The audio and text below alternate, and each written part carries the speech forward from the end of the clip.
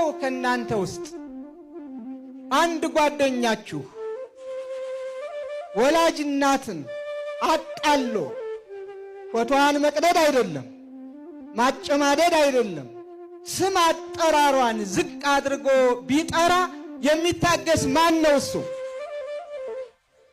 ካለ ልጅነቱ ያጠራጠራል። የእናት ፍቅር የሌለውም ያሰኘዋል ካለ ዝም የሚል። ለዚህም ነው ኦርቶዶክሳውያንም እናታችን ስትነካ ዝም የማይሉት። እኔና እኔን መሳዮች ለማስታመም ለማስተማር ትዕግስትን ለማዘውተር ቀስ በቀስ ብለን በሕግ እንሂድ ስንል ወጣቱ ደግሞ ትዕግስቱ ያልቅና ለምን ይላል። ለምን አልክ አንለውም። እናቱ ናታ የተገሰጸች፣ የማይደፈር ነዋ የተደፈረው። ሃይማኖት ሰዎች ለሃይማኖት መሪዎች በልዩ ልዩ መንገድ ይችን ቤተ ክርስቲያን የሚያቃልሉ አማኞቻችሁን ለእናታችን ለቅድስት ቤተ ክርስቲያን ስም የሚሰጡ አማኞቻችሁን እኛ ቅዱስ ጳውሎስ እንደነገረን በቅዱስ መጽሐፍ የተሰቀለውን ክርስቶስን እየሰበክን እኛ የምናምነውን ከመወለዳችሁ በፊት የምናመልከውን ኢትዮጵያውያን ያመለኩትን ኢየሱስ ክርስቶስን በማቃለል ሌላ ስም የሚሰጡትን አማኞቻችሁን አዲስ አማኞች ሆነው ብቅ ብቅ ያሉትን ፓስተሮቻችሁንም ጭምር አስታግሱልን።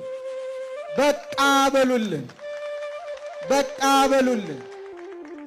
በጋራ አገር በጋራ እንኑር።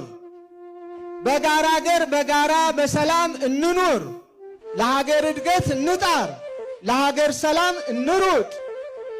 ስንት የምንሰራው ሥራ መች ጠፋና? በግጭት ላይ ግጭት እንፈጥራለን። በጦርነት ላይ ጦርነት ማወጅስ ተገቢ ነው? ስንት የምንሰራው ሥራ የሃይማኖት ሰዎች መች የምንሰራውን ሰራንና? የስንት ንጹሐን ደም እየፈሰሰ ነው። ስንቶቹ በረሃብ አለንጋ እየተገረፉ ነው።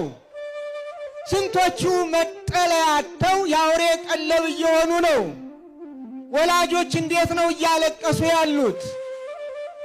ስንቶቹ በሰላም ከቤት ወጥተው ከቤት መግባት ተስኗቸው ወደ ጥንት ተመልሰን ሰው ክቡር ሲሆን ክቡርነቱ ተቃሎ በገንዘብ የሚሸጥበት የሚለውጥበት ይህን ገንዘብ ካላመጣህ አንለቀውም የሚባልበት የሞት ፍርድ የሚፈረድበት ዘመን ላይ ደርሰን ስንት ክርስቲያኖች እግዚአብሔርን በማምለካቸው የተሰቀለውን ክርስቶስን በመስበካቸው በዋሉበት